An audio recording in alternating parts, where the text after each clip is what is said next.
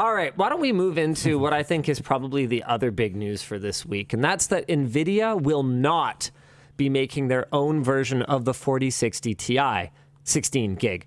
After launching Founders Edition cards for the 4060 Ti, and then actually, come to think of it, I don't think they did do a Founders Edition for the regular 4060. Oh man, now I'm blanking on this. Yeah, I don't think so. So after doing a Founders Edition of the 4060 Ti 8 gig, they are not following that up with a Founders Edition of the 4060 Ti 16 gig, the one that's supposed to come in $100 more expensive. So the 4060 series has gotten really, I don't know what words to use, complicated, alarming, frustrating. Remember when a 60 class card was like 200 high, 300 low, for a non-Ti and a Ti? Yeah. This lineup starts at $300 for one that is very cut down. The 4060 is a lot slower than the 4060 Ti. It's 3/4 the price of the 4060 Ti and barely even 3/4 of the performance. They both have 8 gigs of RAM. So then you step up another $100. That gets you a 4060 Ti, a fully enabled chip, but still with only 8 gigs of RAM, which is going to be a limitation today, or if not today, very soon. Then if you want the fast chip and you want 16 gigs of RAM, they want $500 US. So here's what's going on. The 4060 Ti is set to come out soon. However, Nvidia has decided against participating in the launch, apart from overseeing the testing process and regulating when reviewers can publish their results. So basically, they're going to provide a reviewer's guide and an embargo and pretty much let their partners go to town. Reportedly, they will not even produce or sell their own version of the 16 gig variant, nor will they be providing review samples. So that's a sign of confidence in this product. What's really baffling about this to me is that if they don't think that it's going to be successful, why don't they do something about it? I mean, everyone already knows that 40 series, other than a couple of key SKUs, I think 4090 is moving well, 4070 Ti is moving well, but basically everything else is dead in the water. Why not do something? Make the adjustments. I mean, the Nvidia of yesteryear would have put some aggressive game bundles on these. Like, these things would come with like 2 or 3 AAA games or something like that. I mean, I guess that's harder in the age of everything free to play with microtransactions. But still, why hasn't the graphics card industry adapted to the modern gaming economy then? Why doesn't it come with $100 in Diablo 4 bucks or a $50 in Robux, or like, remember those bundles when you used to be able to pick what you wanted? Yeah. Why doesn't it come with a selector? I go to a portal and I get $100 in, whatever bucks I might have spent. Make it a compelling value. There is also a bunch of modern games that do cost money, not a lot, but money. They're not like full fat, like $80 AAA games, but still, like Crab Champion and BattleBit and stuff like that, where there is a pay up front cost that could be included with these things. Doing like a more indie approach, like you get Crab Champions and BattleBit on a graphics card, would actually probably work really well. They're both very popular names right now. I could see that moving cards. This is just bizarre to me, though. Like, instead of making the product line good, they're basically just going, yeah, the one good one we have, we know it's overpriced, so we can't, we simply couldn't adjust the price. But that's the thing. They definitely 100% could, because we already know.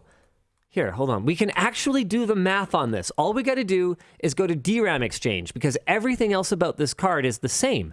It's not like there's a completely different GPU core. So we're going, oh, well, the yields for this core could be very, very different. Going from the 4060 to the 4060 Ti. Maybe there is a difference in cost that is not publicly available. But when it comes to RAM, it is. This is a commodity product. GDDR6 is at a spot price of, let's see,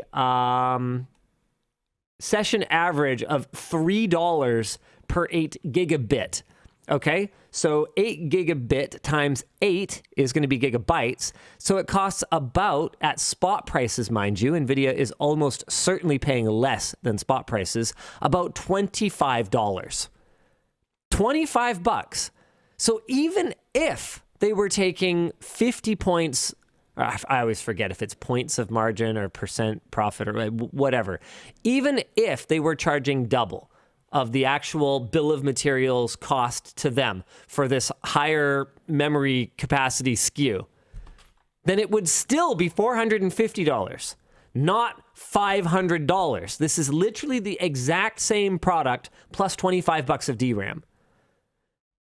But instead, they're basically just going, yeah, rather than have a reasonable pricing scheme, we'll just take our ball and go home, and you will just not have a 16 gig card. Because that looks kind of like how it's going to shake down. Hardware Unboxed has said that every Nvidia partner that they spoke to so far has said they will not be providing review samples either, nor are they sure when their own cards will be available. This thing could not be lower priority. I mean, okay, yeah, our notes here say it's possible that the 4060 Ti 16 gigs recommended retail price of $500 being only $100 less than the 4070 has made many board partners skittish. And that's absolutely true. That makes a ton of sense. How on earth could they possibly hope to sell this thing? And one of the real big challenges is that if you were to go all in and say, yeah, we think the 4060 Ti is going to be a beast, Nvidia will take a whole bunch of chips, let's go, let's build these things. The fact that Nvidia themselves is not going to be sitting on any inventory of it means that you could be basically out there on an island by yourself with no recourse, no way to sell this thing. You know what's really confusing to me, too, is you look at all these modders out there that are just upgrading the VRAM on GPUs. Yeah. What exactly would prevent board partners from just putting $25 worth of VRAM onto a 4060 8 gig? Do you think there's some like agreements there that they can't do something like that? Oh, almost certainly. But yeah. I mean, okay, riddle me this. I'm MSI. I'm ASUS, I'm Gigabyte, or, whoever. I'm someone other than EVGA. Sad. I'm an NVIDIA partner. R.I.P.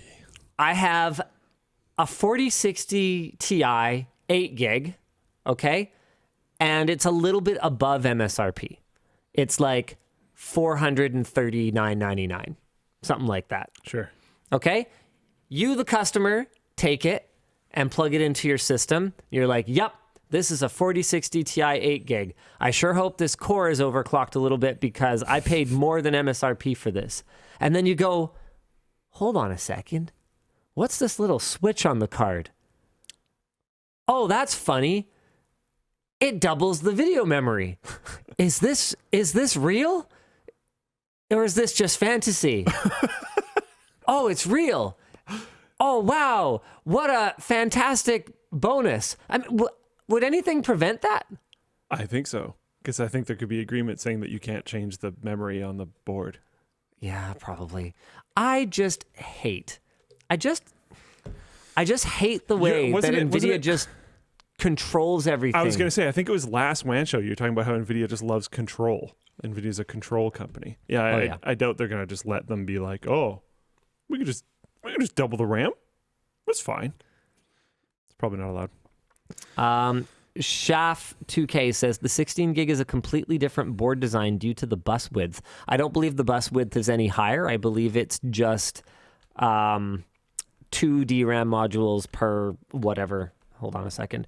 4060 Ti 16 gig bus width. I could be wrong about that. It could be 256-bit, but I really don't think so because as far as I can tell, that GPU, so by GPU I mean the core, not the card, only supports a 128-bit memory bus.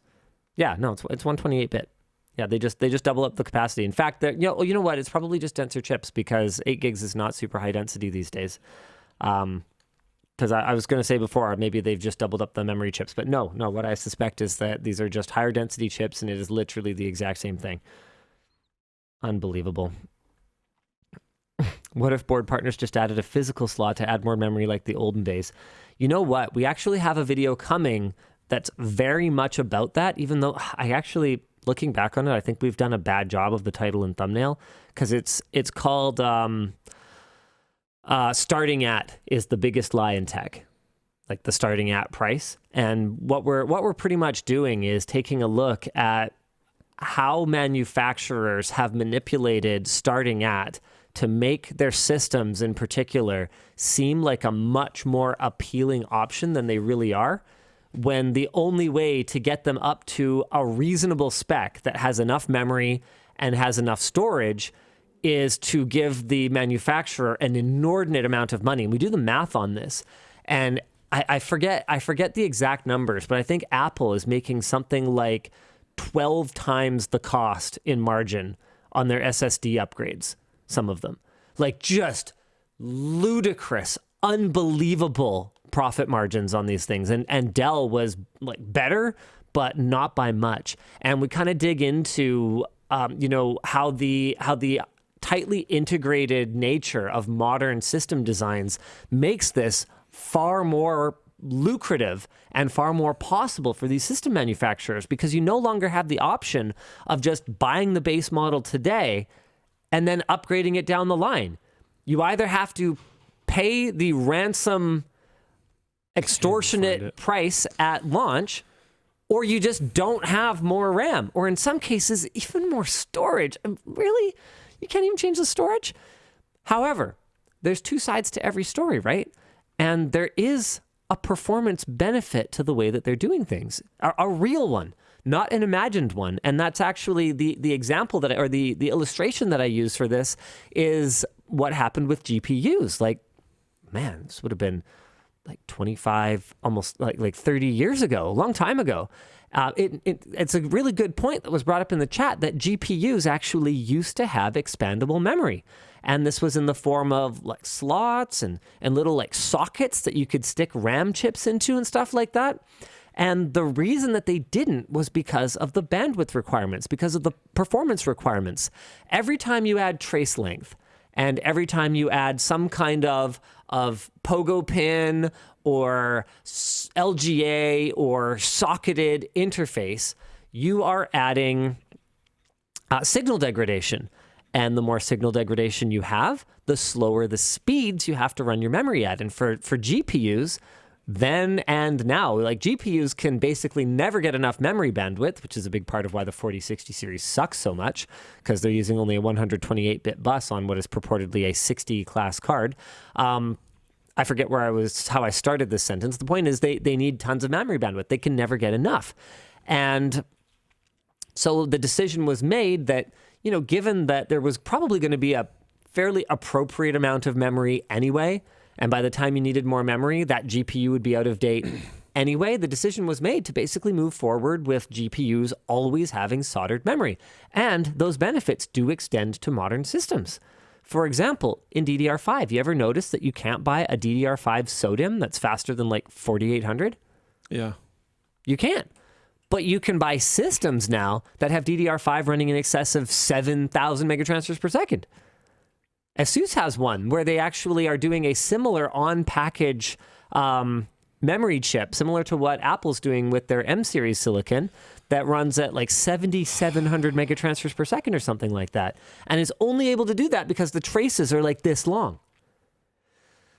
So I guess what I'm trying to say is that it's a little bit more complicated than manufacturer bad, but also manufacturer bad, because there is no similar argument for doing that with storage. PCI Express can run over distances like so and beyond. Moving on. RCD asks, why aren't CPUs soldered to the motherboards then? Well, in mobile devices, they are, although it's for different reasons. One of the big reasons is that you are able to reduce the Z height ever so slightly, giving you thinner devices and, perhaps more importantly, more room for cooling mechanisms above the CPU, which in most mobile devices is the main heat-generating component, unless you also happen to have a GPU. As for why they continue to stick with socketed CPUs and motherboards, I mean, it always comes down to cost, doesn't it?